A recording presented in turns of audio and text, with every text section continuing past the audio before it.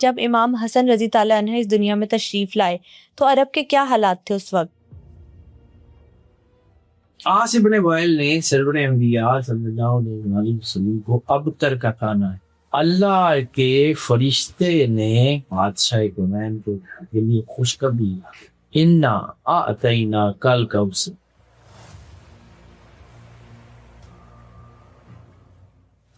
یعنی کوثر کی الگ الگ ڈائمینشنز ہے۔ وہ کہتے ہیں کہ اس کا مطلب سرور انبیاء صلی اللہ علیہ وسلم کی اولاد کی کثرت ہے جو مولا حسن اور حسین کے ذریعے دی گئی۔ فرشتہ وہی آئے، انہوں نے کہا کہ یا رسول اللہ، آپ ہی نے فرمایا تھا علی کو کہ آپ میرے لیے ایسے ہی ہیں جیسے موسیٰ کے لیے ہارون۔ 3 نام اللہ نے آپ کے گھر کے لیے سنبھال کے رکھے۔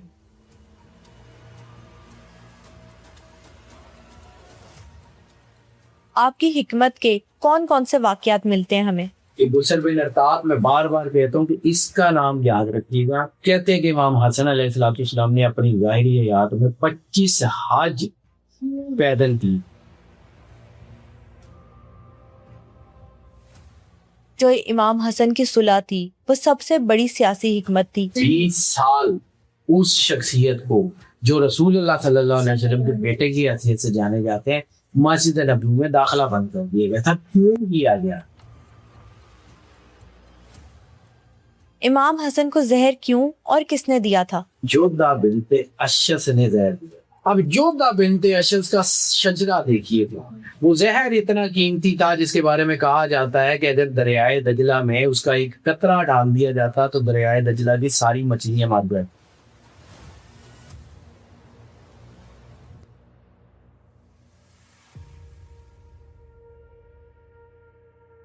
امام حسن نبی صلی اللہ علیہ وآلہ وسلم کے نواسے اور جنت کے جوانوں کے سردار ہیں، لیکن کیا آپ جانتے ہیں جب امام حسن رضی تعالیٰ عنہ اس دنیا میں تشریف لائے تو عرب کے کیا حالات تھے؟ سورہ کوثر کس واقعے کے نتیجے میں نازل ہوئی اور امام حسن کو زہر کیوں اور کس نے دیا؟ یہ سب باتیں جاننے کے لیے آج کے ایپیسوڈ کو اینڈ تک ضرور دیکھیں۔ ہماری زیادہ تر آڈینس نے ابھی تک چینل کو سبسکرائب نہیں کیا۔ اگر آپ کو لگتا ہے کہ اپنے پوڈ کاسٹ کے ذریعے میں آپ کو ویلیوبل کنٹینٹ دے رہی ہوں تو سپر نارمل پوڈ کاسٹ کو ابھی سبسکرائب کیجیے۔ السلام علیکم sir, welcome to super normal podcast. کیسے ہیں آپ؟ وعلیکم السلام بیٹا، الحمدللہ، مالک کا بے انتہا کرم ہے، کروڑ شکر ہے اللہ کا۔ سر، آج کے ایپیسوڈ میں آپ سے امام حسن رضی تعالیٰ عنہ کی زندگی پر بات کرنا چاہتے ہیں۔ سب سے پہلے مجھے بتائیے گا کہ جب امام حسن رضی تعالیٰ عنہ اس دنیا میں تشریف لائے تو عرب کے کیا حالات تھے اس وقت؟ بیٹا، مولا امام حسن علیہ السلام سے پہلے عرب کے جو بھی حالات ہوں، سرور انبیاء صلی اللہ علیہ وآلہ وسلم کی ظاہری حیات میں ایک گھٹن کا پیریڈ تھا۔ گھٹن کا پیریڈ کیوں تھا کہ سرور انبیاء صلی اللہ علیہ وآلہ وسلم کے صاحبزادگان جو ہے وہ بچپن میں ہی دنیا سے پردہ کر گئے، اور عرب کا معاشرہ وہ ہے کہ جہاں پہ بیٹیوں کو عزت کی نگاہ سے دیکھا نہیں جاتا، اور سرور انبیاء صلی اللہ علیہ وآلہ وسلم کی جو بیٹی ہے آپ بی بی سیدۃ العالمین سلام اللہ علیہ، ان کو عرب کا معاشرہ جو ہے وہ اس طرح کا سمجھتا نہیں تھا کہ ان سے کوئی نسل آگے بڑھے گی یا کچھ ایسا ہوگا۔ اللہ رب العالمین ہے سب کا حتمی مرتبہ سرور انبیاء صلی اللہ علیہ وسلم رحمت للعالمین۔ دنیا سے جتنی محبت یہ کرتے ہیں اتنا تو کوئی اور کر ہی نہیں سکتا۔ سورہ کوثر کس واقعے کے نتیجے میں نازل ہوئی؟ سرور انبیاء صلی اللہ علیہ وآلہ وسلم کے جب صاحبزادگان دنیا سے پردہ کر گئے تو عرب کے اس معاشرے نے نعوذ باللہ سرور انبیاء صلی اللہ علیہ وآلہ وسلم کی گستاخی کرنی شروع۔ ایک بہت بڑا ملعون ہے جس نے سرور انبیاء صلی اللہ علیہ وآلہ وسلم کے دل کو بڑی ٹھیس پہنچائی، اس کا نام ہے عاص ابن وائل۔ عاص ابن وائل نے سرور انبیاء صلی اللہ علیہ وآلہ وسلم کو ابتر کا تانا دیا۔ ابتر کہتے ہیں کہ جس کی نسل منقطع ہو، اور اس نے کہا کہ سرکار کی تو اولاد کوئی نہیں ہے، اور سرکار کے تو بعد ان کا نہ دین ہے نہ ان کا گھر ہے، یہ سارا کچھ ختم ہو جائے۔ سرکار ختمی مرتبت بادشاہ کونین کے دل میں رنج کی کیفیت ہوئی. مالک ہے زمین آسمان ان کے لیے بنی ہے، لولا کلمہ اللہ کے تاجدار ہے، لیکن کسی حد تک اگر ہم ہیومن سائیکالوجی میں دیکھیں تو یہ ایسی چیز تھی جس نے سرور انبیاء صلی اللہ علیہ وسلم کے دل میں ایک رنج کی کیفیت پیدا کی. اب اس کا جواب سرکار ختمی مرتبت بادشاہ کونین نے نہیں دیا. جواب آسمان سے آیا، جواب فرشتہ وہی لے کے آیا، جواب سورہ کوثر کی شکل. یس، اللہ کے فرشتے نے اس جو ہے وہ سرور انبیاء صلی اللہ علیہ وآلہ وسلم بادشاہ کونین کے گھر کے لیے خوشخبری لا دی. انا اعطینا کل کوثر، سرور انبیاء صلی اللہ علیہ وآلہ وسلم ہم نے آپ کو کوثر عطا دی. اب یہاں پہ کوثر کو سمجھنا پڑے گا. کوثر کیا ہے؟ بس زیادہ میں نے پہلے ایک پوڈ کاسٹ آپ کے ساتھ ہوا کوثر پہ کی ہوئی ہے، بالکل، لیکن یہ ہے کہ کوثر کو سمجھنا پڑے گا. یہ کوثری لائنیج کیا ہے؟ کوثر کی جو لائنیج ہے وہ کیا ہے؟ کون سا ایسا سلسلہ ہے جو کوثر تک جاتا ہے؟ کوثر کے بارے میں ہمارا خیال ہے حوض کوثر، تو جس کے لیے لو لا کا لما خلق الافلاق ہو، کائنات کی ہر چیز، زمین آسمان چاند جنت بادل، ہر چیز جس کے لیے بنی، تو اللہ اس کو ایک چھوٹے سے حوض کے لیے کہے گا کہ یہ ہم نے آپ کو بہت کچھ عطا کر دیا. نہیں، ڈائمینشن ہے نا. قرآن پاک کے بھی سبب وجود ہے، ہر چیز تو آپ کو سمجھ نہیں آتی. یعنی کوثر کی الگ الگ ڈائمینشنز ہے. کوثر کی ڈائمینشن صرف 2 لائنوں میں بتاتا ہوں، آگے اپنے ٹاپک سے ہٹوں گا نہیں کیونکہ اسی کو کنٹینیو کرنا ہے. لیکن میں صرف یہ بتا کے آگے نہ بڑھا تو آپ کو آئیڈیا نہیں ہوگا. یعنی آپ کو یہ کہا جاتا ہے کہ فلاں کسی علاقے کا پارک، یعنی DHA کا پارک، تو DHA کا پارک جو ہے وہ DHA تو نہیں ہے. بالکل، وہ DHA کے کسی ایک حصے کے بارے میں بات ہو رہی ہے نا کہ فلاں پارک ہے DHA کا، یہ پارک ہے. حوض کوثر کا مطلب ہے کوثر کا ایک حوض. حوض کوثر کا مطلب یہ صرف حوض کوثر نہیں ہے کہ ہم نے آپ کو حوض کوثر عطا کر دیا. جنت بھی تو سرکار کی ہے، ہر چیز سرکار کی ہے. تو اتنا سارا کچھ ہی نہیں. مولا حسن اور حسین علیہ السلام کے بارے میں اللہ کہتا ہے نا کہ یہ یا رسول اللہ لوگوں کو بتا دیجیے کہ یہ سیدہ شباب اہل جنت ہے، کہ جنت کے جوانوں کے سردار، ٹھیک ہے. اور پاک بی بی کو جو ہے وہ جنت کی خواتین کی سرداری دے دی. تو جب یہ سارا کچھ دے دیا تو اتنے سے حوض کے لیے اللہ جتائے گا کہ ہم نے آپ کو یہ کوثر دیا؟ نہیں. کوثر کا مطلب ہے کثرت. کوثر کا مطلب ہے ایک ڈائمینشن جو مفسرین نے لکھا، جس میں در منصور میں جلال الدین سیوطی نے کام کیا، جس کے اوپر خاص طور کے اوپر کام کیا انہوں نے محی الدین ابن عربی نے، ڈائمینشنز پڑھنے والی. وہ کہتے ہیں کہ اس کا مطلب سرور انبیاء صلی اللہ علیہ وسلم کی اولاد کی کثرت ہے جو مولا حسن اور حسین کے ذریعے دی گئی. یعنی آج تک جتنے بھی سادات کے گھر ہیں وہ صرف اور صرف پاک بی بی سیدہ سلام اللہ علیہ سے چلتے ہیں اور کسی سے نہیں چلتے. یعنی صرف اور صرف وہ بیٹی جس کے بارے میں عرب کا معاشرہ سمجھتا تھا کہ یہ نہیں ہے، انہی کی اولاد میں سے جو ہے وہ مولا امام حسن حسین کو دنیا میں بھیجا گیا اور ان سے رسالت مآب سرور انبیاء صلی اللہ علیہ وآلہ وسلم کی اولاد کو مستحکم فرمایا گیا. سبحان اللہ. ٹھیک ہے. سورہ کوثر جو ہے، اس کا جب سورہ کوثر آئی، آصف وائل نے کہا تو اس کے کچھ عرصے کے بعد مولا امام حسن علیہ السلام کا ظہور اللہ کے اس وعدے کی تکمیل تھی کہ جو آپ اللہ نے کہا تھا کہ میں نے آپ کو اس کوثر عطا کی. کوثر کا ایک معنی مولا امام جعفر صادق علیہ السلام سے جب یہ پوچھا تو یہ یحییٰ کی کتاب میں بھی ہے اور بہت سارے لوگوں نے سپورٹ کیا. آپ نے کہا کہ کوثر سے مراد ہماری جد، ہماری دادی پاک بی بی سیدۃ العالمین ہے. تو پاک بی بی سیدۃ العالمین کے گھر میں یعنی دیکھیے نا یہ گھر اللہ نے ایسے تو نہیں جوڑا نا، نہ یہ رشتہ داریوں کی بنیاد پہ، نہ مولا امام حسن علیہ السلام کو اس وجہ سے عزت اور مقام حاصل ہے کہ وہ رسول اللہ کے نواسے ہیں۔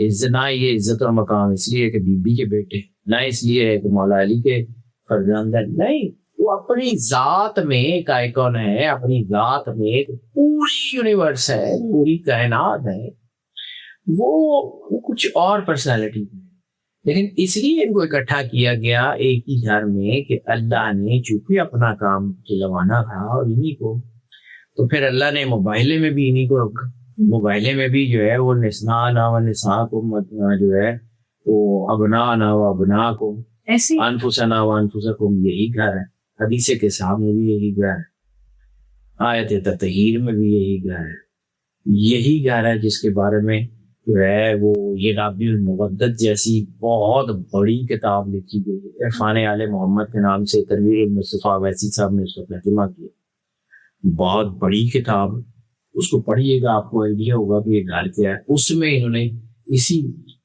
جو ہے وہ جو ہے وہ شیخ سلیمان بن ابراہیم جو ہے اس دور کے بہت بڑے شیخ الحدیث ہے، محدث دین کی کتاب ہے جس میں یہ نابی المودت، تو یہ نابی المودت میں بھی اس کی تفسیر یہی لکھی گئی ہے کہ یہ وہ جو تانا دیا تھا عاص بن وائل نے، اور اس نے جو گستاخی کی تھی اس کا جواب اللہ نے دیا تھا، اور پھر اس کے جواب کی نشانی کے طور کے اوپر جو ہے وہ آپ کو مولا حسن علیہ السلام سے نوازا گیا۔ اس لیے مولا حسن علیہ السلام کو جب میں سرکار ختمی مرتبہ نے اٹھایا اور مسکرا کے چوم کے کہا کہ اے خیر کثیر یا خیرن کثیرا، کون سی خیر کثیر تھی؟ الکوثر، رسالت مآب سرور انبیاء صلی اللہ علیہ وآلہ وسلم کا جو نور ہے وہ کیا ہے، اور اگر جو ہے وہ مولا امام حسن علیہ السلام اسی تسلسل کا، اسی کوثری لائنیج کا، یعنی کوثری لائنیج جس سے شروع ہوتی ہے وہ رسالت مآب سرور انبیاء صلی اللہ علیہ وسلم، پاک بی بی، مولا کائنات، اور پھر آگے جو ان سے جس سے یہ سارا سلسلہ بڑھتا ہے وہ مولا حسن اور مولا حسین علیہ السلام۔ اور دنیا نے دیکھا جی عاص بن وائل کی نسل تو ختم ہو گئی، آج کوئی عاص بن وائل کا بچہ دنیا میں نہیں ہے، ایسی ہے، لیکن سرور انبیاء صلی اللہ علیہ وآلہ وسلم کی نسل نکار موجود ہے، ٹھیک ہے، اور یہ پوری دنیا میں پھیلی ہوئی ہے۔ حضرت حسن کی ولادت پر نبی صلی اللہ علیہ وآلہ وسلم کے گھر خوشی کا کیا عالم تھا؟ کائنات پوری سرشار تھی، کائنات پوری جو اس میں تھی، یعنی جو ہے نا یہ سمجھیں کہ قدرت کا ایک نظام ہے کہ رسالت مآب سرور انبیاء صلی اللہ علیہ وآلہ وسلم کے گھر کا کوئی بھی دشمن ہے نا اس کی نسل پھر دنیا میں نہیں گئی، اور اگر ہے تو پھر ان کی ماؤں کے کردار اچھے نہیں ہیں، پھر وہ اپنے اس باپ سے نہیں ہے جس کا نام کاغذوں میں لکھا ہوا ہے، یہ اللہ کا وعدہ ہے اور اللہ اپنے وعدوں کے خلاف نہیں کرتا۔ 3 ہجری ہے، 15 رمضان ہے، رسالت مآب کا گھر ہے، خوشی کی ایک خبر آتی ہے آسمان سے، مدینہ خوش ہے، اہل مدینہ میں جو رسول اللہ صلی اللہ علیہ وآلہ وسلم سے محبت کرنے والے گھر ہیں وہاں چرانا ہے، وہاں روشنی ہے۔ رسالت مآب کو مولا کائنات نے مولا حسن علیہ السلام کے ظہور کی خبر دی۔ رسالت مآب مسجد نبوی میں موجود ہے، فوراً اٹھ کے بیوی کے گھر تشریف لاتے، سب سے پہلے گھٹی دیتے ہیں اپنی زبانی ادب کی۔ مولا علی علیہ السلام کو بھی سمجھیے، مولا علی علیہ السلام سے جب پوچھا گیا تھا کہ آپ ہر سوال کا جواب دینے فوراً کھڑے ہو جاتے ہیں، تو آپ نے کہا تھا یہ میرا کمال نہیں ہے، یہ اس گھٹی کا، اس لعاب دہن کا کمال ہے جو سرور انبیاء صلی اللہ علیہ وآلہ وسلم نے اپنی زبان کے ذریعے مجھے دیا۔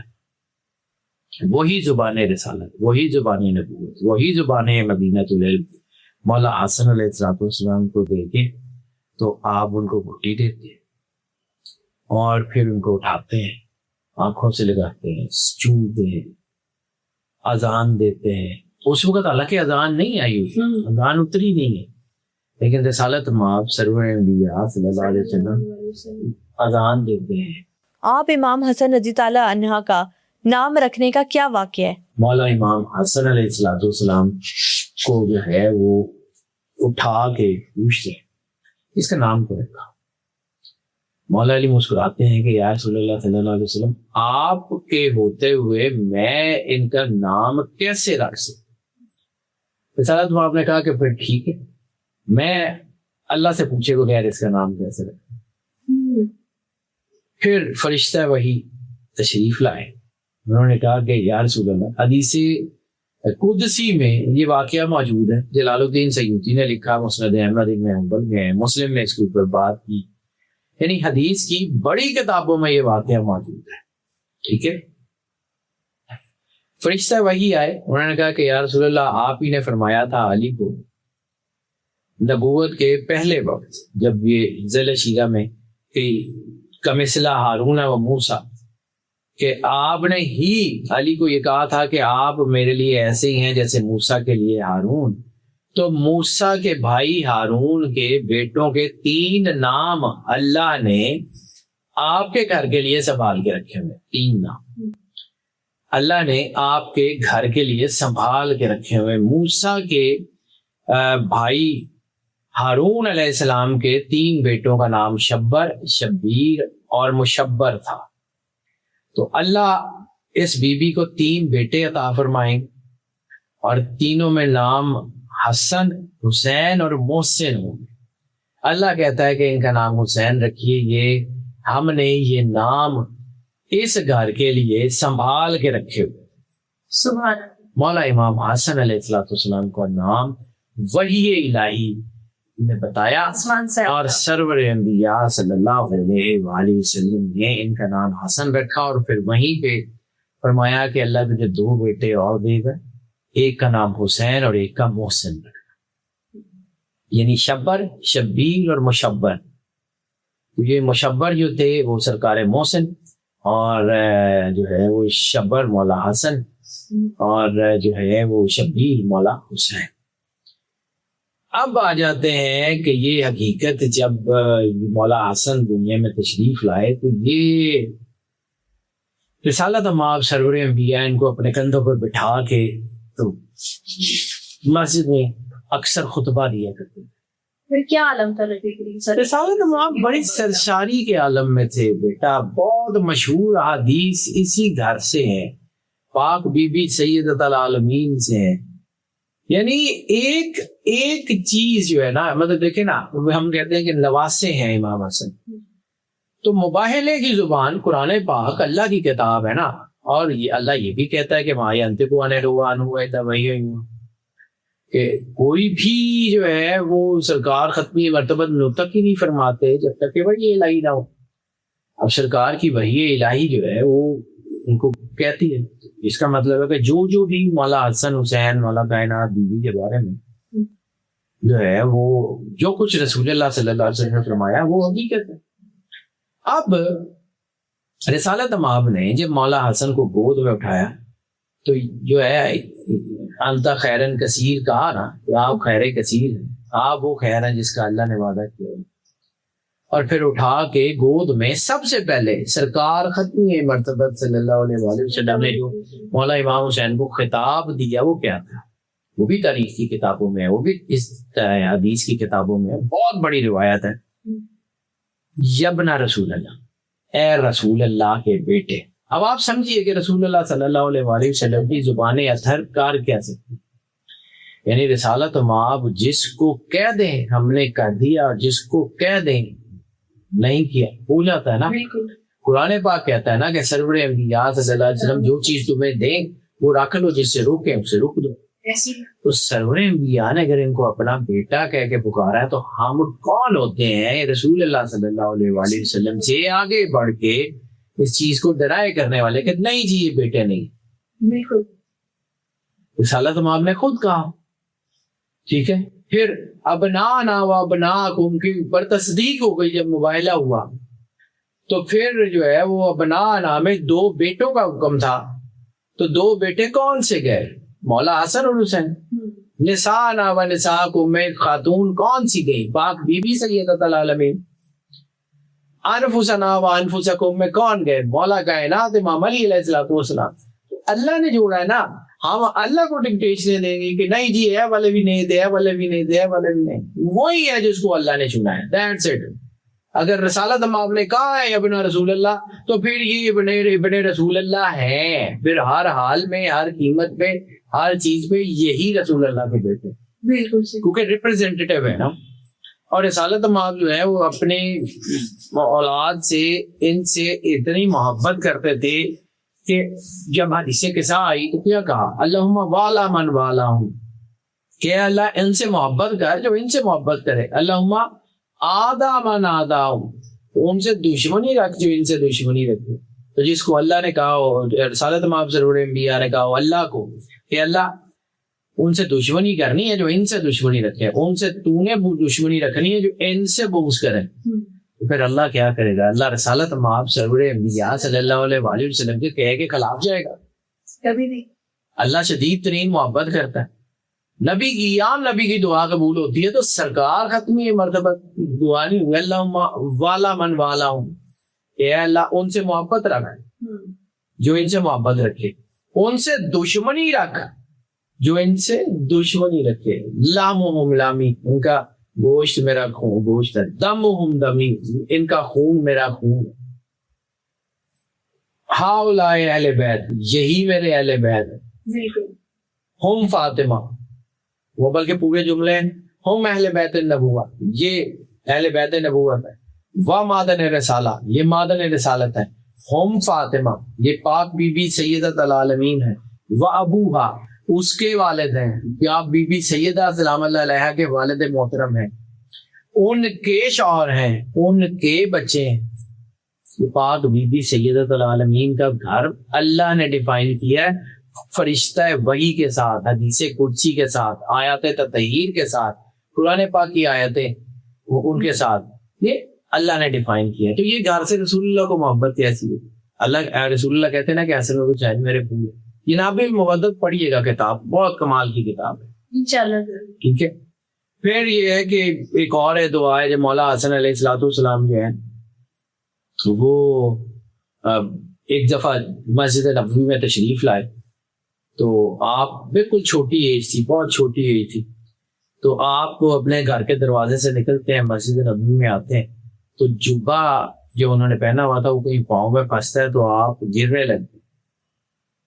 امام نسائی نے اور مجھے لگتا ہے ایک اور ہیں احمد بن حنبل ہے شاید، اس کا مجھے کنفرم نہیں ہے، لیکن یہ دو نے تو بالکل مستند اور متواتر حدیثوں سے یہ لکھا ہوا ہے کہ سرور انبیاء صلی اللہ علیہ وسلم جمعے کی نماز کا خطبہ دے رہے، دروازے سے مولا امام حسن علیہ السلام نکلتے ہیں، پاؤں جبے میں پھنستا ہے. اس سے پہلے کہ آپ جبے میں پھنس کے گریں، سرور انبیاء صلی اللہ علیہ وسلم دوڑتے ہوئے جاتے ہیں، خطبہ چھوڑ کے دوڑتے ہوئے جاتے ہیں، ان کو گود میں اٹھاتے ہیں، واپس گود میں بٹھا کے دوبارہ خطبہ شروع کرتے ہیں اور خطبے میں فرماتے ہیں کہ یہ میرا بیٹا حسن، اس سے مجھے بہت محبت ہے، یہ روتا ہے تو میرا دل جو ہے اس میں جو ہے وہ ایک تکلیف ہوتی ہے. یہ میں نے حدیث کا جو ہے نا وہ بھی لکھا ہوا ہے، اس کے رونے سے میرا دل تڑپ اٹھتا ہے. اور پھر آپ نے انہیں گود میں بٹھا کے خطبہ کیا، یعنی جنت کے جوانان کے سردار. پھر جو ہے یہ ایک اور جگہ کہا کہ میرا بیٹا حسن ایک سردار ہے. یہ ان کے ساتھ تو اتنی محبت ہے. اور مولا حسن علیہ السلام کی کیا بات ہے. سر ہم نے ان کی ولادت پر بات کی، سورہ کوثر پر بات کی، مجھے بتائے گا کہ امام حسن کی اگر شخصیت پر بات کی جائے تو ان کی شخصیت کے بارے میں کچھ بتائیں ہمیں. بیٹا وہ رسول اللہ صلی اللہ علیہ وسلم کا پرتو تھا، ان کی سیرت تھی، انہیں کی تربیت تھی، انہیں کا گھر تھا، انہیں کا گھر. چلو رسالت مآب کا ریپلیکا کہہ ہیں، رسالت مآب کو ایک یہ تسلسل کہہ لیں، ایک لیگیسی کہہ لیں. والدین کی وراثت اولاد کے پاس جاتی ہے، نور ہو، علم ہو، ہر چیز ہو، سوائے نبوت کے ہر چیز سرور انبیاء صلی اللہ علیہ وسلم کی اسی گھر میں تو تھی. یہی تو تھے، اور کون تھا. آپ نے سخاوت کا یہ عالم تھا کہ تاریخ کی کتابوں میں ہے کہ 3 مرتبہ سے زیادہ، یعنی جو کچھ آپ کے پاس تھا سارے کا سارا اللہ کے راستے میں دے دیا۔ سبحان اللہ۔ یہ ان کی زندگی میں بہت کچھ ہے اللہ کے راستے میں۔ یعنی ایک جگہ مولا امام حسن علیہ السلام جو ہے وہ ان کے اوپر مشکل وقت بھی بہت گزرا، بہت زیادہ مشکل وقت ہے۔ مولا علی علیہ السلام کی شہادت کے بعد امام حسن علیہ السلام پہ زندگی کا سب سے مشکل، ہمیں تو صرف کربلا کا پتہ ہے نا کہ کربلا مولا حسین کے اوپر مشکل وقت تھا، مولا امام حسن علیہ السلام کے اوپر اتنا مشکل وقت گزرا ہے یعنی آپ امیجن نہیں کر سکتے۔ لوگوں میں ان کے بارے میں اتنی نفرت پھیلا دی گئی تھی۔ تاریخ کی کتابوں میں محمد بن جریر الطبری لکھتے ہیں، پھر اس کے علاوہ بہت ساری بڑی تاریخ کی کتابوں میں سوائق المحرکہ میں، پھر اس کے علاوہ جو ہے نا امام شافعی نے اس کے اوپر کام کیا، بہت ساری چیزیں ہیں، امام مالک نے اس کے اوپر کام کیا، بہت ساری حدیثیں ہیں اس میں کہ ان کے خلاف ایک بہت بڑا پروپیگنڈا کیا جاتا تھا، ان کے بارے میں ان کی کردار کشی کی جاتی تھی۔ امام شافعی نے لکھا ہے جس کے اوپر مولانا محمد اسحاق صاحب نے ایک پورا خطبہ دیا ہوا، وہ بھی موجود ہے، انٹرنیٹ کے اوپر بھی موجود ہوگا۔ اور آپ نے کہا تھا کہ 20 سال تقریباً امام حسن علیہ السلام کو مسجد نبوی میں نماز پڑھنے کی اجازت نہیں تھی۔ مولا امام حسن علیہ السلام کے بارے میں یہ کہا جاتا تھا کہ آپ جب آتے ہیں تو لوگ آپ کے دیکھ اکٹھے ہو جاتے ہیں اور حکومت کے خلاف پروپیگنڈا ہوتا ہے یا حکومت کے خلاف چیزیں ہوتی ہیں، آپ مسجد نبوی میں مت آئیے۔ یہ پروپیگنڈا تھا کس کا؟ وہی لوگ جو بادشاہ کے اوپر بیٹھ گئے تھے مولا علی کے بعد، ان لوگوں نے کیا تھا۔ بسر بن ارطاد ایک چیپٹر ہے، وہ پڑھیے گا ضرور، اس کے اوپر بھی یعنی بسر بن ارطاد وہ شخص ہے کہ جس نے لاکھوں لوگوں کو قتل کیا، لاکھوں لوگوں کو قتل کیا، زندہ جلایا، جس نے ظلم کی داستانیں رقم کی۔ کس کا جنرل تھا، کس کے حکم پہ وہ لوگوں کے اوپر حملہ کرتا تھا؟ یہ تاریخ پڑھیے گا، یہ ضرور پڑھیے گا، نام یاد رکھیے گا، بسر بن ارطاد۔ اور اس کے اوپر آگے چل کے میں بات کرتا ہوں۔ اتنی نفرت تھی اس گھر کے بارے میں، اور لوگ جو ہے نا وہ ان کو گستاخی کرتے تھے، نعوذ باللہ نعوذ باللہ۔ یعنی ایک شخص مولا امام حسن علیہ السلام کہیں سے گزر رہے تھے مدینے سے، تو ایک شخص نے جو ہے وہ سلام کیا۔ ویسے تو لوگ امام حسن علیہ السلام کو سلام بھی نہیں کرتے تھے، لیکن ایک کوئی محب تھا، اس نے سلام دیا اور السلام علیکم یا امیر المومنین کہہ کے سلام کیا۔ تو نعوذ باللہ وہاں سے ایک شخص گزر رہا تھا، اس نے مولا حسن کی شان میں بہت گستاخی کی، بہت زیادہ گستاخی کی، اور مذل المومنین کہہ کے جو ہے وہ ان کو مخاطب کیا۔ تو امام حسن رنجیدہ ہو گئے اور پھر گھر آ گئے، اور جو ہے وہ اس کا پورا واقعہ آتا ہے امام حسن علیہ السلام کی سیرت میں کہ کیا ہوا اس دور میں، یہ حالات تھے۔ لیکن پھر اس کے باوجود بھی اتنا بڑا حوصلہ امام حسن کا، اتنا بڑا دل ہے، اتنا بڑا گھر ہے کہ ان کا لنگر پورے مدینے میں جیسے سرکار ہاشم کا لنگر تھا، جیسے سرکار عبد المطلب کا لنگر تھا، جیسے سرکار ابو طالب کا لنگر تھا، جیسے مولا کائنات کا لنگر تھا، ویسا لنگر امام حسن۔ یہ اس گھر نے تو ہمیشہ لوگوں کو کھانا کھلایا۔ وہ مولا سجاد ہوں، یعنی مولا امام زین العابدین جن کا گھر شہید کر دیا گیا، جن کے بچے شہید کر دیے گئے، جن کے والد کو شہید کر دیا گیا، جن کے بھائیوں کو شہید کر دیا گیا، جن کا سارا خاندان لوٹ لیا گیا، جن کی چادریں لوٹ لی گئیں، جن کو قیدی بنایا گیا، جب وہ دنیا سے پردہ کرتے ہیں تو مدینے کے 3000 گھروں کو اس وقت پتہ چلتا ہے کہ ہمارے گھر 3 وقت کا کھانا کہاں سے آتا تھا۔ سبحان اللہ۔ یعنی یہ وہ گھر ہے کہ جو شدید ترین اذیت میں، شدید ترین مشکل میں بھی لوگوں کو کھانا کھلاتا ہے، کھانا کھلانا نہیں چھوڑتا۔ اور اس میں ایک بہت بڑا نام ہے دسترخوان مولا حسن علیہ السلام، دنیا کا بہترین کھانا جو ہے وہ کھلایا جاتا ہے۔ ایک اور واقعہ بڑا مشہور ہے، وہ سوائق المحرکہ نے لکھا ہے کہ مولا امام حسن علیہ السلام ایک جگہ سے گزر رہے تھے، تو ایک شخص جو تھا وہ شامی، ایک فقیر، ایک شامی شاعر، وہ شعر پڑھ رہا تھا کہ میرے پاس کچھ نہیں بچا، میرے پاس صرف عزت ہے، آپ میری عزت خرید لیں. مولا حسن علیہ السلام اس کے پاس گئے, اسے کہا کہ ہم عزت خریدتے نہیں ہیں, ہم عزت دیتے ہیں. اور پھر 10,000 دینار کا ایک توڑا, یعنی 10,000 دینار کا مطلب ہے ایک دینار جو ہے وہ سونے کا ایک تولے کا سکہ ہے. 10,000 کا مطلب ہے 10 کلو سونا. 10 کلو سونا. ٹھیک ہے. وہ آپ نے غلام کو کہا کہ وہ اتار, وہ کسی بادشاہ نے ان کو گفٹ دیا ہے کہ یہ 10,000 سونے کے سکے آپ لے جائیں, گفٹ دیا تھا. مالک نے وہ اسی فقیر کو دے دیے کہ یہ رکھ 10,000 دینار. چھوٹا نہیں تھا, اور دوباری ان کی اتنی تھی کہ شدید ترین دشمنی کے باوجود ایک شخص جو ہے وہ, آپ ایک جگہ گزر رہے تھے تو ایک شامی شخص گزرا, اس نے امام حسن کو پہچان لیا اور اس نے گالیاں دینی شروع, بہت ان کے ساتھ بدتمیزی کی. اور آپ خاموش رہے, آپ نے مسکرایا اور کہا لگتا ہے تو مسافر ہے, تجھے اگر کچھ چاہیے تو بول, کھانا بھی ہم دیں گے, کپڑے بھی ہم دیں گے, رہائش چاہیے وہ بھی دیں گے. جب اس نے یہ سنا اس نے کہا میں آپ کو گالیاں دے رہا ہوں اور آپ مجھے کہہ رہے ہیں کہ تیرے کپڑے گندے ہیں, تو کپڑے بدل لے, تو یہ کر لے. میں تو جانتا ہوں کہ آپ لوگ جو ہے وہ باغی ہیں اور حکومت کے خلاف ہیں. مولانا حسن نے کہا کہ وہ تجھے بتایا گیا ہے, خدا بہتر جانتا ہے کہ اس نے نبوت کے اس گھر میں رکھنی ہے. یہ جملے جب اس نے سنے تو وہ پیروں پہ گر گیا, اس نے معافی مانگ لی, رونے لگ گیا. اس نے کہا مجھے نہیں پتا تھا کہ آپ لوگ اتنے بڑے ظفر اس کے لوگ ہیں کہ میں آپ کو گالیاں دے رہا تھا اور آپ نے بدلہ لینے کی بجائے آپ نے میری عزت کی ہے. اس کے بعد پھر وہ شخص جو ہے وہ بدل گیا. اور اس طرح لوگ بدلتے تھے. جب یہ لوگ بدلتے تھے ان کے کردار کی وجہ سے تو حکومت کو مسئلہ ہوتا. اس لیے پھر ان کی پابندی لگائی ہوئی تھی. میں نے کہا ہے کہ اور یہ وہی لیگیسی ہے نا. دیکھیں امام حسن علیہ السلام کی لیگیسی کیا ہے, وہی رسول اللہ صلی اللہ علیہ وسلم. طائف میں پتھر کھانے کے بعد سرور انبیاء صلی اللہ علیہ وسلم نے, بادشاہ کونین نے طائف کے لوگوں کے ساتھ کیا سلوک کیا؟ عام معافی. مکے میں فتح کے بعد سرور انبیاء صلی اللہ علیہ وسلم نے کیا سلوک کیا؟ عام معافی.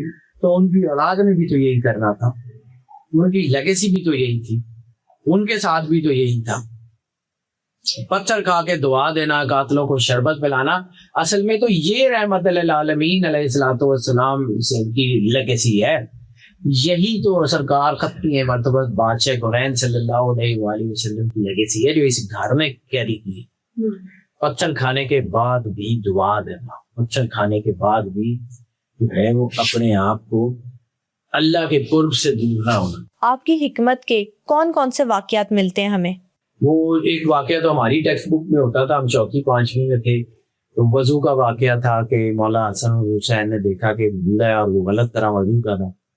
تو مولا حسن اور حسین آئے, انہوں نے کہا کہ یا شیخ ہے بزرگ, دیکھیے ہم دونوں بھائیوں میں سے صحیح وضو کون کرتا ہے. تو دونوں بھائیوں نے جب وضو کیا تو اس کو اپنی غلطی کا احساس ہو گیا. وہ اٹھا اور وہ کہتا ہے کہ رسول اللہ صلی اللہ علیہ وسلم کے گھر سے مجھے اسی تقریم کی امید تھی کہ آپ جو ہے نا وہ مجھے عزت دیتے ہیں, اور اے رسول کے بیٹو, یہ بنا رسول اللہ کہہ کے اس نے مخاطب کیا. اس نے کہا آپ نے مجھے عزت دی ہے, میری غلطی اس طرح بتائی ہے کہ میں جو ہے وہ اس کو سمجھ گیا. آپ اس گھر کے چخمے و چراغ ہیں. ایسے ہی ہے. امام حسن علیہ السلام کی ذات تو ماورا ہے کہ میں جتنی مرضی باتیں کرتا ہوں, ظاہر سی بات ہے میرا سادات کے گھر سے تعلق ہے, تو میں اپنے اجداد کی باتیں کرتے ہوئے میں تو سیدھی کی بات ہے وہی بتاؤں گا نا جو حقیقت ہے اور جس طرح ہے. بالکل صحیح بات. ٹھیک ہے. عبادت کے وقت امام حسن کا کیا علم ہوتا تھا؟ مولا حسن علیہ السلام کے بارے میں آتا ہے کہ آپ جب عبادت کا وقت آتا ہے تو وضو کرتے کرتے کانپنے لگتے, اور پھر فرماتے کہ میں اس اللہ کے سامنے کھڑا ہونے جا رہا ہوں جو کائنات کا رب ہے. حالانکہ وہ رسول اللہ صلی اللہ علیہ وسلم کی لیگیسی تھے, وہ کی تنویر تھے, وہ بہت اعلیٰ. کہتے ہیں کہ امام حسن علیہ السلام نے اپنی ظاہری حیات میں 25 حج پیدل کیے. سواری پہ نہیں جاتے تھے, جب حج کرنے جاتے تھے تو مکے سے مدینے سے مکے کی طرف پیدل جایا کرتے تھے. اور صوفیاء کے نزدیک جو ہے یہ کہا جاتا ہے کہ جب اللہ کی خشیت دل میں پیدا ہوتی ہے تو وہ اللہ کے قریب کر دیتی ہے. اور بہت سارے صوفیاء کے قول کے مطابق مولا حسن علیہ السلام میں وہ خشیت اپنی معراج کے اوپر تھی. وہ مطلب جب مولا حسن علیہ السلام جو ہے نا وہ مسجد میں کھڑے ہو کے دعا کرتے تھے تو سما رک جاتا تھا, وقت رک جاتا, کیونکہ ایک جملہ ہے کہ اللہ تیرا بندہ تیرے دربار میں کھڑا, میں امید رکھتا ہوں کہ تو میرے عمل پہ نہیں اپنے کرم پہ نظر کرے گا. دعا کرنے والا مولا حسن, لیکن 20 سال پھر بھی مسجد میں نہیں جانے دیا گیا, کہیں اور بیٹھ کے کسی اور شہر میں. یمبو شہر میں ان کی زندگی کا بڑا لمبا عرصہ گزرا. یمبو جو ہے وہ مدینہ سے مسافر تھے. خلافت امام حسن رضی تعالیٰ عنہ کے کیا حالات رہے؟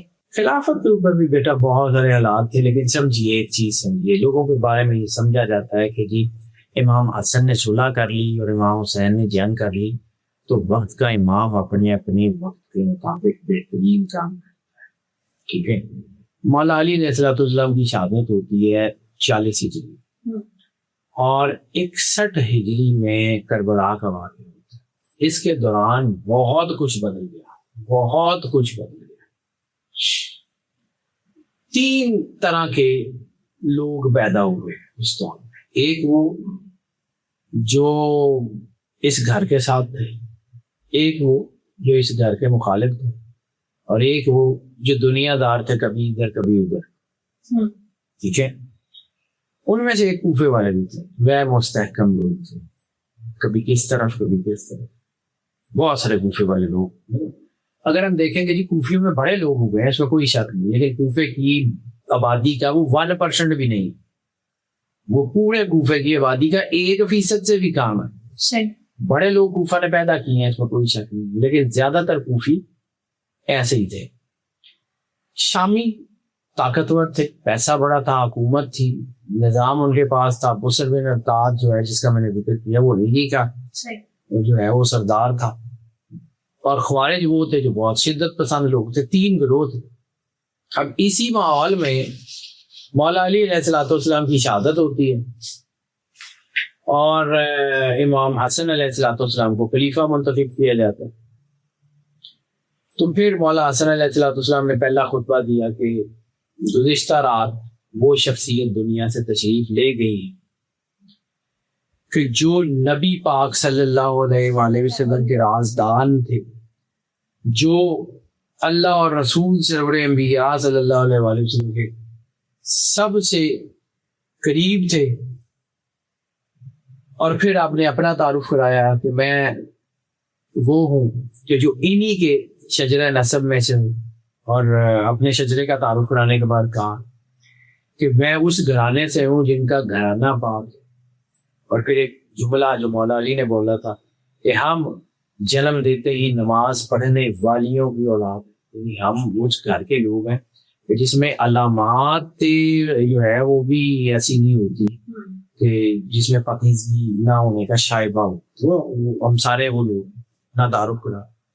پھر عبداللہ ابن عباس جو ہے وہ کھڑے ہوئے, انہوں نے کہا کہ لوگوں یہ علی کے بعد ہمارے امام ہیں, ان کی پیروی کرو. لوگوں نے آگے بڑھ کے بیعت کرنی شروع کی. اب اس دور کے حالات یہ ہیں کہ مولا علی علیہ السلام کو بھی شہید کیا جا چکا, اور مولا علی علیہ السلام کے خلاف بھی ایک کیمپین بڑی تیزی سے چل رہی. جب یہ حالات ہوئے تو امام حسن علیہ السلام کے خلاف خروج ہوئی. امام حسن علیہ السلام کی خلافت کے مقابلے میں اپنی خلافت قائم کر لی گئی, اور جو ہے بصر بن ارتاد کو مقرر کیا گیا کہ جو شخص بھی خلافت کو نہیں مانتا اس کا گاؤں جاڑ. لاکھوں لوگ قتل ہوئے. بصر بن ارتاد میں بار بار کہتا ہوں کہ اس کا نام یاد رکھیے گا, یہ اسلامی تاریخ میں ظالم ترین جرنیل ہے جس نے بڑے لاکھوں بندے مارے. پھر کوفے میں جاسوسی بہت تھی, قبائل کے سردار بکنا شروع ہو گئے, عمرہ کو رشوتیں دی گئی, افواہیں پھیلائی گئی, بہت سارے نعرے ایسے لگوائے گئے کہ حسن کبھی بھی جنگ نہیں کریں گے. پھر امام حسن علیہ السلام نے جب یہ حالات دیکھے تو آپ نے جنگ کی جو ہے نا وہ تیاری شروع کی. امام حسن کے لشکر میں کتنے لوگ شامل تھے؟ امام حسن کے لشکر میں بیٹا 1 لاکھ سے لے کے 3 لاکھ کے قریب ہے. کچھ لوگ کہتے ہیں کہ 20,000 کا لشکر تو وہ تھا کہ جو مدینے سے امام حسن کے ساتھ چلا تھا. پھر ملتے چلے گئے. مدائن میں جب یہ چھاونی بنی تو تقریباً 1 لاکھ کے قریب لوگ تھے, لیکن زیادہ تر لوگ وہ تھے جو مال غنیمت کے چکر میں تھے. زیادہ تر لوگ وہ تھے جو چاہ رہے تھے کہ ان کے جو ہے نا وہ جنگ ہو, ہم بس لڑے بغیر جیت جائیں اور بڑا مال آ جائے. وفادار امام حسن علیہ السلام کی فوج میں کم تھے, بہت ہی تنہا تھے امام حسن علیہ السلام. یعنی مولا امام حسین علیہ السلام کے خیام تو بہت بعد میں 61 ہجری میں جلائے گئے ہیں. مدائن کی چھاونی میں امام حسن علیہ السلام کا خیمہ بھی جلایا گیا تھا. امام حسن علیہ السلام نماز پڑھ رہے تھے تو ان کے نیچے سے مسلح کھینچ لیا گیا. امام حسن علیہ السلام کے اوپر تلوار سے حملہ ہوا تھا, جس کو روکا گیا تو وہ تلوار امام حسن علیہ السلام کی ٹانگ پہ لگی اور پھر مدائن کی چھاونی سے ان کو شفٹ کیا گیا جو ہے وہ سعید سقفی کے گھر. جناب سعید سقفی جو تھے وہ اس وقت مدائن میں تھے اور وہ بڑے سردار تھے, تو ان کے گھر شفٹ کیا گیا. بہت کچھ ہوا ایسی صورت میں. یعنی خوارج نے جو ہے وہ کہتے ہیں کہ خوارج نے امام حسن کے خیمے پہ حملہ کر دیا, یہ ہو گیا وہ چھاونی. یعنی مدائن کی چھاونی میں لاکھوں کا لشکر ہونے کے باوجود اپنا کوئی نہیں تھا. ان کا مولا حسن کا اپنا کوئی بھی نہیں تھا, بہت کم لوگ. دوسرا بڑا جھٹکا ان کی فوج کو یہ لگا کہ جناب عبداللہ ابن عباس کے بڑے بھائی جناب عبید اللہ ابن عباس, جو کہ امام حسن علیہ السلام کے سب سے وفادار ترین جو ہے وہ مددگاروں میں سے تھے, اور جناب عباس بن عبد المطلب کے بیٹے تھے اور ان کی عزیزوں میں سے تھے. عبداللہ ابن عباس نے مولا حسن مولا حسین کی ہمیشہ مدد کی. لیکن عبید اللہ ابن عباس تھوڑے سے جذباتی آدمی تھے. ان کو کچھ لوگوں نے جو ہے وہ پرووک کیا, تو وہ غصے میں آ کے جذباتی ہو کے اکیلے ہی پوری فوج سے لڑنے چلے گئے. اچھا. فوج نے ان کو شہید کیا اور ان کی لاش غائب کر دی. جب ان کی لاش کو غائب کر دیا اور بالکل جو ہے نا وہ بغیر کسی کو بتائے دفنا کے صحرا میں اس کا نشان ختم کر دیا, تو پھر اعلان کیا گیا کہ عبید اللہ ابن عباس نے 2 کروڑ اشرفیاں لی ہیں اور وہ امام حسن کا ساتھ چھوڑ کے چلے گئے. تو یہ خبر جو تھی وہ ان کے لشکر میں جب آئی تو پھر چیزیں بہت زیادہ الجھتی پڑی. اوپر سے امام حسن علیہ السلام بیمار تھے, تلوار لگی تھی, تو پھر ایک پیغام آتا ہے کہ تمہاری فوج تمہیں چھوڑ چکی ہے, تمہارے پاس کچھ نہیں, اگر تم جنگ کرو گے تو تمام عراق کو خون میں نہلا دیا جائے گا, عراق اور عرب کو خون میں نہلا دیا جائے گا, بہتر ہے صلح کر. اب یہ سوال بھی ہوتا ہے نا, جہاں سے میں نے شروع کیا کہ امام حسن نے صلح کیوں کی اور امام حسین نے جنگ کیوں کی. یہ بھی کہا جاتا ہے نا کہ جو امام حسن کی صلح تھی وہ سب سے بڑی سیاسی حکمت تھی. عمر ابن العاص نے امیر شام سے کہا کہ حسن نے جو ہے وہ سارا کچھ ہی بے نقاب کر دیا. یہ جملہ بتاتا ہے کہ یہ کیا تھا, یہ بہت بڑی حکمت تھی. یعنی ایک پلان چل رہا تھا, اس پلان کو مولا حسن نے پورا کر دیا. اور سمجھیے کہ اگر امام حسن علیہ السلام اس پلان کو بے نقاب نہ کرتے اور دشمن کھل کے سامنے نہ آتے تو کربلا بھی نہ ہوتی. یہ 2 حکمتیں ہیں. یعنی ایک بھائی نے جو ہے وہ اس گھر کے تمام دشمنوں کو بے نقاب کر دیا کہ وہ یہ ہے, اور پھر دوسرے بھائی نے ان بے نقاب دشمنوں کے ساتھ جنگ کر کے ان کو ابد تک ان کو جو ہے وہ ایسا کر دیا کہ اس کے بعد وہ حق جو ہے وہ بالکل ظاہر ہو گیا. یہ ضروری تھا, یہ دونوں بہت ضروری تھی. اس کو سمجھیے, امام حسن علیہ السلام وہ ہستی ہیں جو امام حسین علیہ السلام کے بھی امام ہیں. یعنی مولا حسن علیہ السلام کبھی فیصلہ کر لیتے تھے یا کوئی بات کرتے تھے امام حسین علیہ السلام کے بارے میں ہے تو وہ اپنے بھائی کو رائے بھی نہیں دیتے تھے.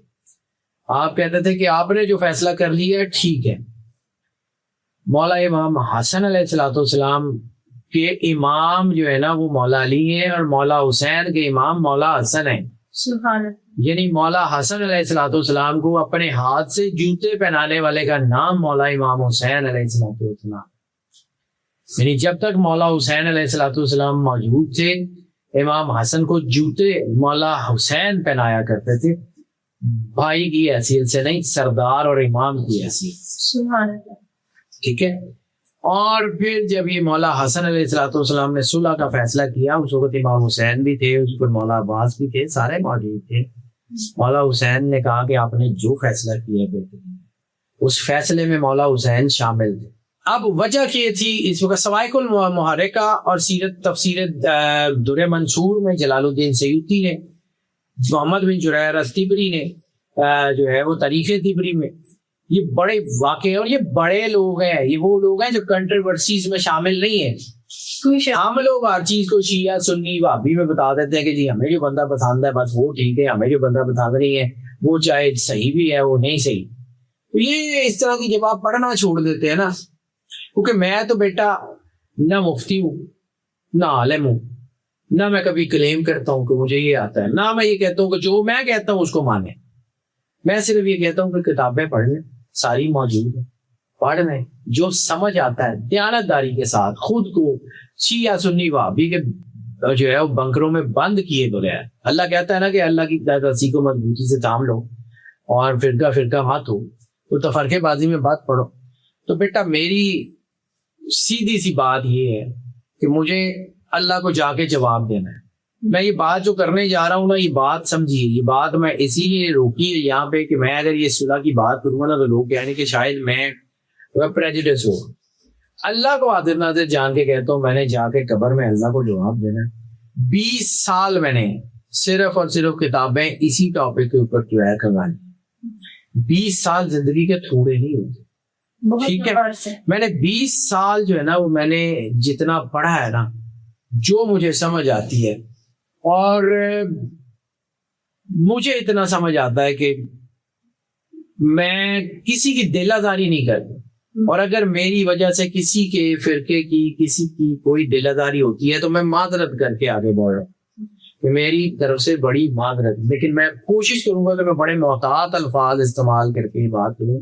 لیکن یہ بات بڑی تلخ ہے، تاریخ بہت تلخ ہے، بہت زیادہ تلخ ہے. اور میں سچی بات ہے کہ جو میں کہتا ہوں کہ میں نے اللہ سے سامنے جا کے پیش ہونا ہے، تو حق کے معاملے میں میں ذرا برابر بھی نہ ادھر نہ ادھر نہیں کروں. میں اپنی قبر میں انگارے نہیں کروں.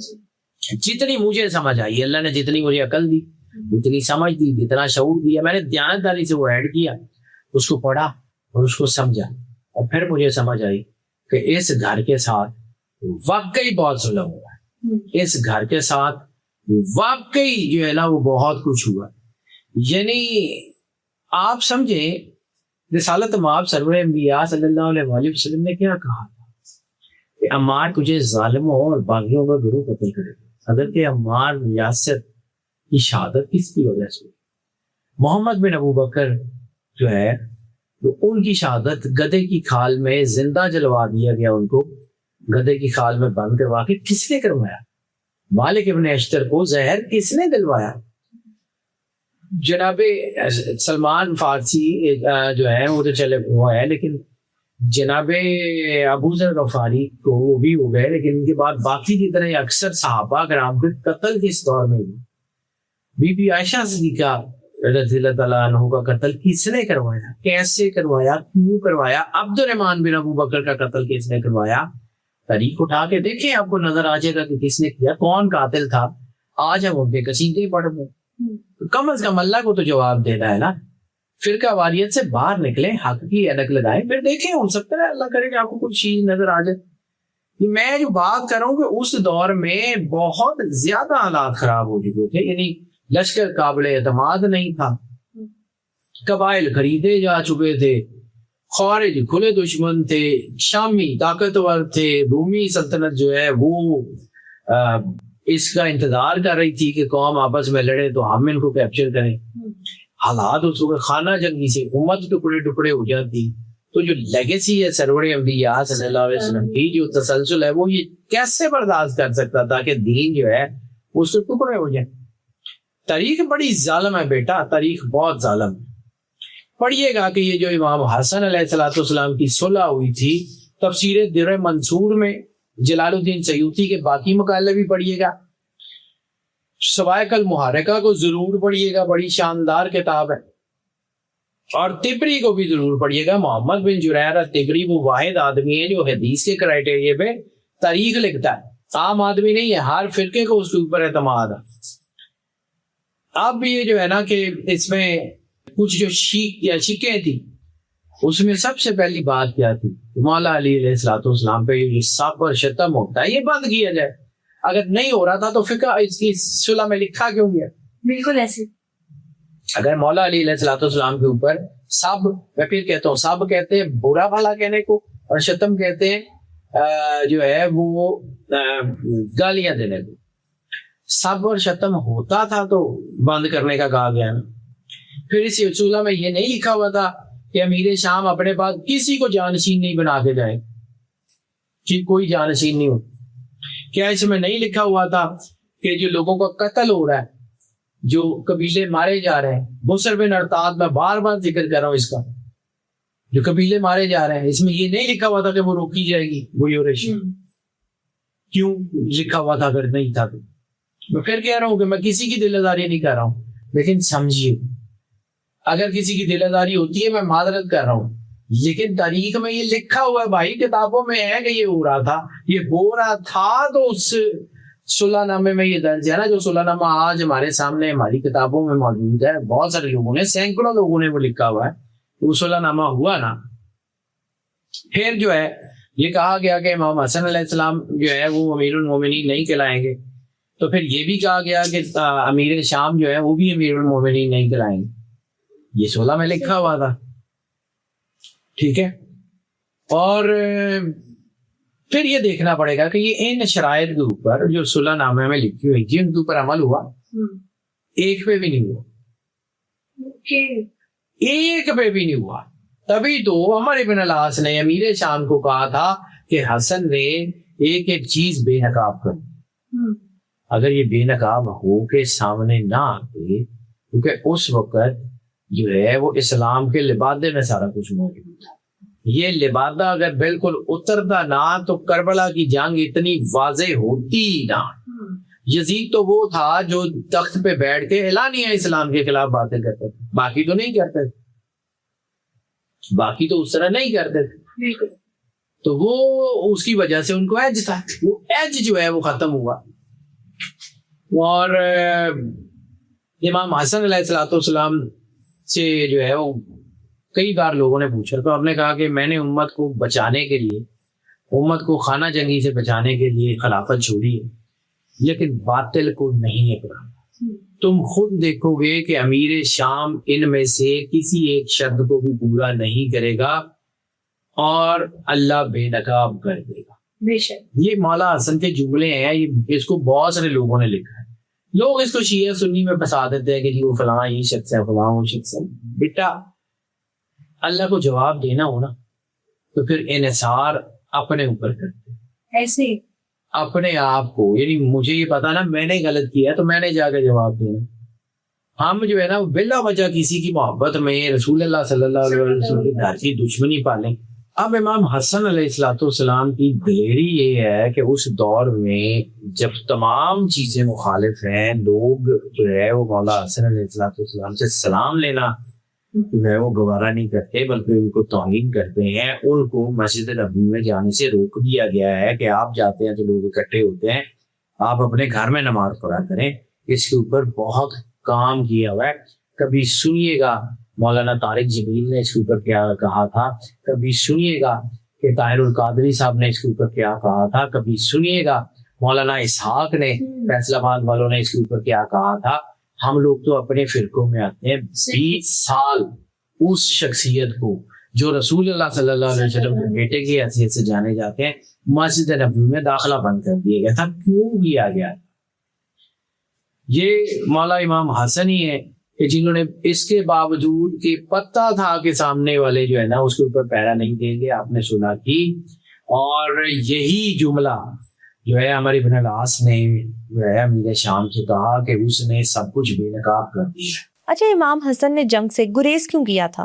بیٹا وہی تو بتا رہا ہوں کہ خانہ جنگی ہو جاتی, ملک جو ہے نا دشمن جو ہے اس طاق میں تھا, بہت سارے حالات تھے اس وقت کے. یہ دور اس کو سمجھنا پڑے گا, اس کے سرکمسٹانسز کو سمجھے بغیر آپ کچھ بھی نہیں کر سکتے. یعنی امام حسن علیہ السلام کے دور کا جو دشمن تھا اس نے اسلام کا لبادہ اوڑھا ہوا تھا. ٹھیک ہے, اگر مولا امام حسن علیہ السلام اس کو جنگ کرتے تو یہ ہوتی کہ جی دو بادشاہوں نے خلافت کے چکر میں اقتدار کے لیے ایک دوسرے سے جنگ کی اور مارے گئے. تاریخ میں یہ نہ ہوتا جیسے امام حسین علیہ السلام کی شہادت کے اوپر ہے کہ حق اور باطل کا مارکا ہے, یہ شہادت زندہ ہی نہ رہتی, یہ شہادت ہوتی نہ. مولا امام حسن مولا حسین کے بھی امام ہے, یہ سمجھیے. بالکل ٹھیک ہے, مولا حسن کے پاس مخلص ساتھی کوئی نہیں تھے, دنیا پرست لوگ تھے. اب اصل مقصد تو یہی تھا کہ یہ جو نقاب ہے اس کو اتارا جائے کسی بھی طرح, اور ان شرطوں کو مان کے جب یہ صلح ہوئی تو پھر جو ہے وہ حالات یہی ہوئے. اگر یہ صلح امام حسن علیہ السلام نہ کرتے تو کربلا کی جنگ کی وجہ ہی کوئی نہ ہوتی. سر یہ بتائیے گا کہ امام حسین رضی تعالیٰ عنہ کو جنگ کیوں کرنی پڑی؟ یزید تو اعلانیہ طور پہ فاسق تھا, اس کی منافقت نہیں تھی بلکہ کھلا کفر تھا. وہ منافق نہیں تھا, وہ کافر تھا بیسیکلی یزید. تو اس لیے اس کے خلاف جنگ ہوئی تو لوگوں کو پتہ لگ گیا. میں اسی طرف آ رہا ہوں کہ امام حسن کی صلح جو ہے نا وہ ایک تلوار کی دھار پہ چلنے سے زیادہ خطرناک, یعنی اپنے گھر میں ہی جو ہے وہ نظر بند ہو جانا, 20 سال کے لیے نظر بند ہو جانا. پھر سمجھیے کہ امام حسن علیہ السلام کی شہادت کیوں ضروری ہو گئی تھی, کیوں امام حسن علیہ السلام کو شہید کرنا ضروری ہو گیا تھا. پھر بھی لوگوں کے دلوں میں ان کے گھر کی محبت کم نہیں ہوئی. ایسے ہی اتنا ہونے کے باوجود جب بھی لوگ, جیسے میں نے کہا نا کہ وہ شامی آیا اور وہ پیروں میں گر گیا, اسی طرح اتنا ہونے کے باوجود امام حسن علیہ السلام کے پاس جو کچھ بھی جہاں سے بھی آتا تھا آپ بانٹ دیتے تھے. لوگوں میں ان کا جود اور سخا اور سخاوت جو ہے وہ گھر کرتی جا رہی.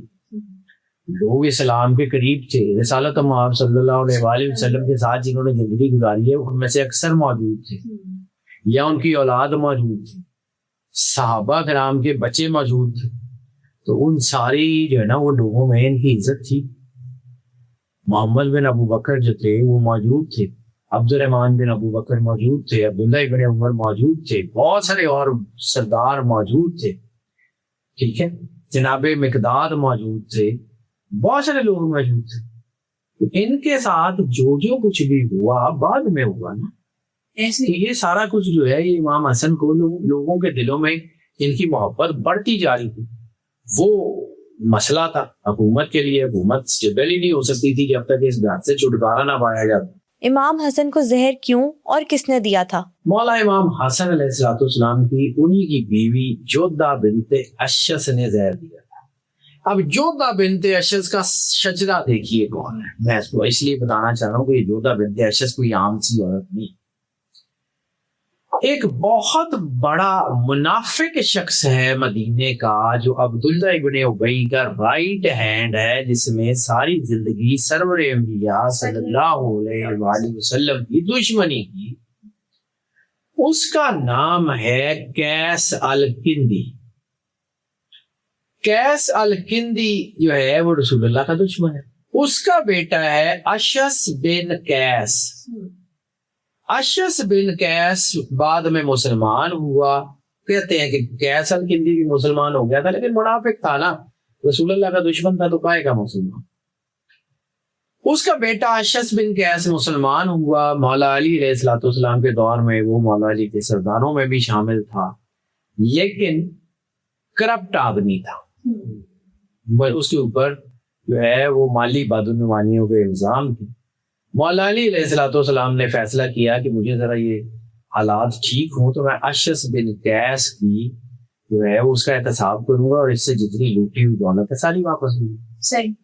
اشس بن قیس پھر اس وقت مولا علی کے خلاف ہو گیا اور اس نے مولا علی کے قاتل کو اپنے گھر میں پناہ دی, بلکہ وہ تلوار جس سے مولا علی علیہ السلام کو جو ہے وہ ضرب ماری گئی تھی, اس پہ لگنے والا زہر جو ہے اس کو زہر میں بجھانے کے لیے بھی محمد جو نا اشس بن قیس نے مدد کی.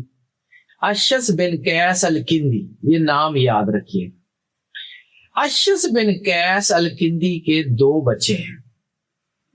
ایک ہے جودہ بنت اشس، وہ مولا حسین کے گھر میں ہے، ان کی زوجہ ہے، اور اس نے امام حسن علیہ السلام کو زہر دیا. اور دوسرا ہے محمد بن اشس، جو کہ جناب مسلم ابن عقیل کے قاتلوں میں سے ایک قاتل ہے، جس نے جو ہے وہ دھوکے سے ان کو گرفتار کرایا تھا، جس نے جو ہے ابن زیاد کو کہا تھا کہ یہ بڑے سردار ہیں، یہ دلیر لوگ ہیں، ان کو تم فوج سے نہیں کر سکتے، ان کو دھوکے سے پکڑ سکتے.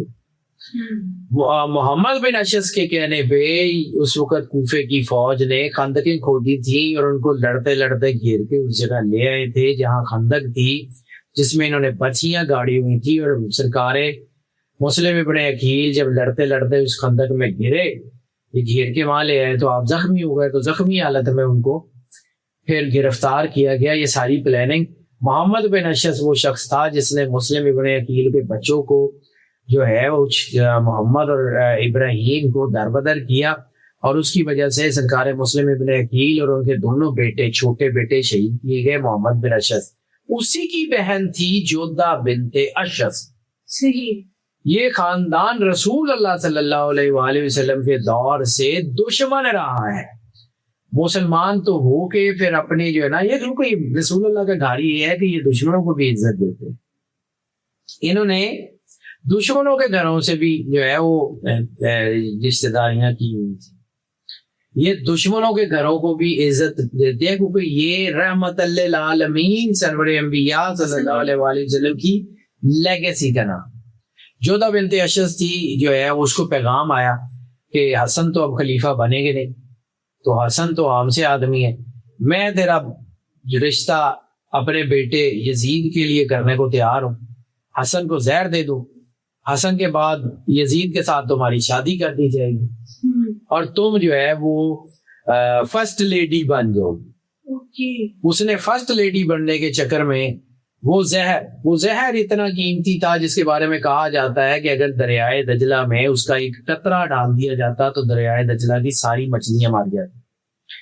یعنی اس دور کا سب سے خطرناک زہر، یعنی جس کا ایک قطرہ پورے دریائے دجلہ کی تمام مچھلیوں کو مارنے کے لیے کافی تھا، اس نے امام حسن علیہ السلام کے وضو کے پانی میں ڈالا. اور جب امام حسن علیہ السلام نے اس پانی سے وضو کیا تو آپ کے وہ جو ہے وہ جگر کٹ کٹ کے گرنے لگ گیا.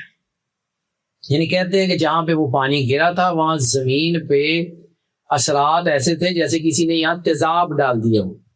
اس زہر کا اثر تھا کہ مولا امام حسن علیہ السلام کے جگر کے ٹکڑے کٹ کٹ کے باہر گر رہے تھے خون کے ساتھ.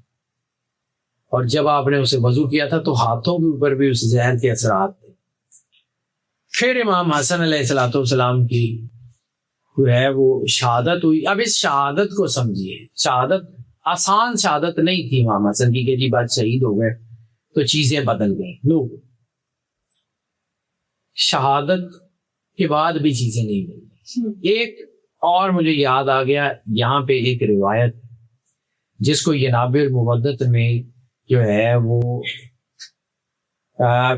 سلیمان بن ابراہیم نے لکھا ہے، جس کے اوپر جلال الدین سیوطی نے بہت کچھ لکھا ہے، جس کے اوپر امام نسائی نے بہت کچھ لکھا ہے، جس کے اوپر جو ہے وہ ابو داؤد نے پورا ایک حاشیہ لکھا ہے. یہ میں اس لیے روایت بیان کر رہا ہوں کہ سمجھیے رسالت مآب سرور انبیاء صلی اللہ علیہ وسلم کی ایک روایت ہے، حدیث ہے.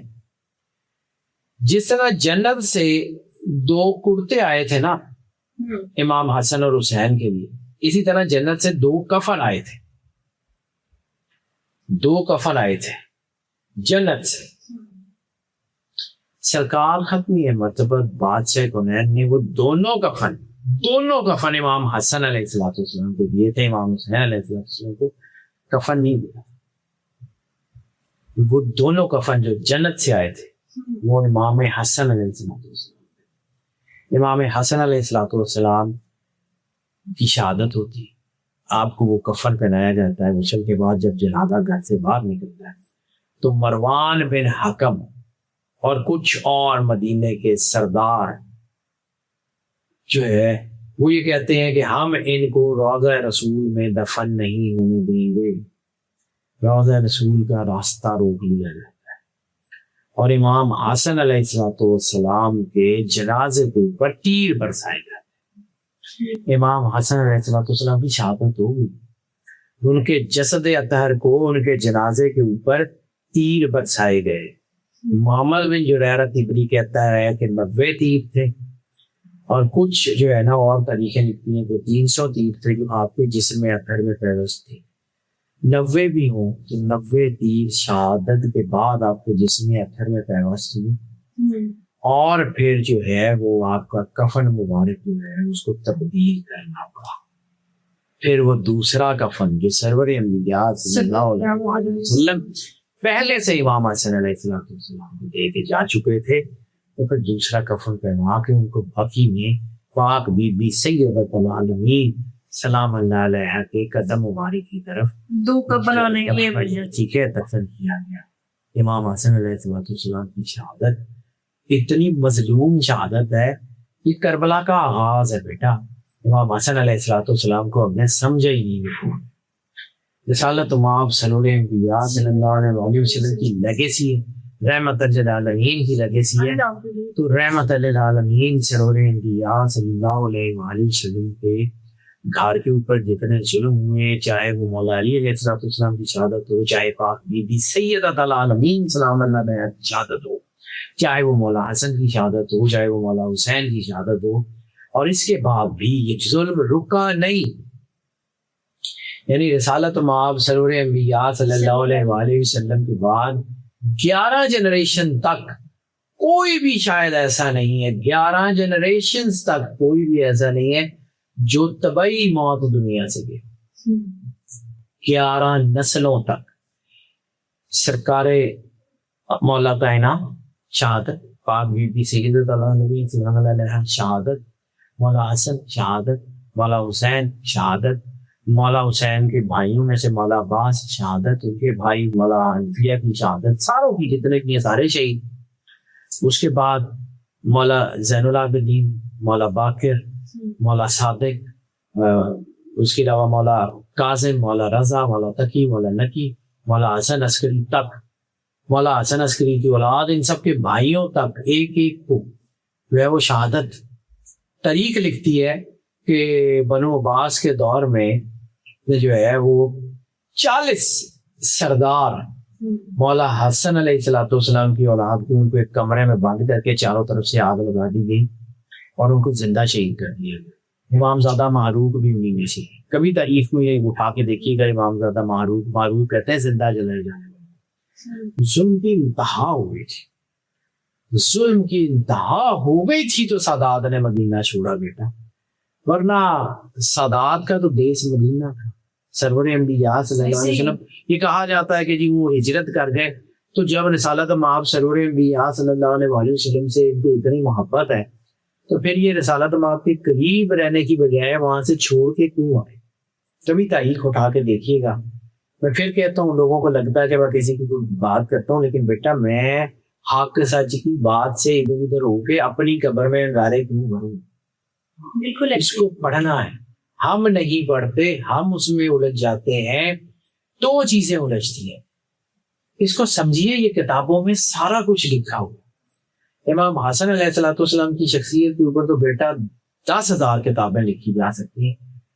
اگلی کسی ایپیسوڈ میں امام حسن علیہ السلام کی صلح کے جو ہے وہ امپیکٹس کیا تھے، کیوں ہوئی، کیا ہوا، آپ کا صوفیاء کے ساتھ کیا تعلق ہے، صوفیاء کے کون کون سے سسٹم امام حسن علیہ السلام سے چلتے ہیں، صوفیاء کے کون سے سلسلے جو ہیں ان کو جو نور کی تنویر ملتی ہے وہ امام حسن علیہ السلام سے ملتی ہے، یہ سارا کسی اگلی ایپیسوڈ میں بات کریں گے۔ اس کو یہاں پہ کنکلوڈ کرتے ہیں تو کافی لمبی بات ہے۔ آج کے ایپیسوڈ میں ہم نے امام حسن رضی تعالیٰ عنہ کی زندگی پر بات کی۔ اگر آج کی ایپیسوڈ دیکھنے کے بعد کوئی بھی سوال آپ کے ذہن میں آئے تو کامنٹ سیکشن میں ضرور شیئر کیجیے گا۔ نیکسٹ ایپیسوڈ میں حیدر جعفری ان تمام سوالات کے جوابات دیں گے۔ Stay tuned.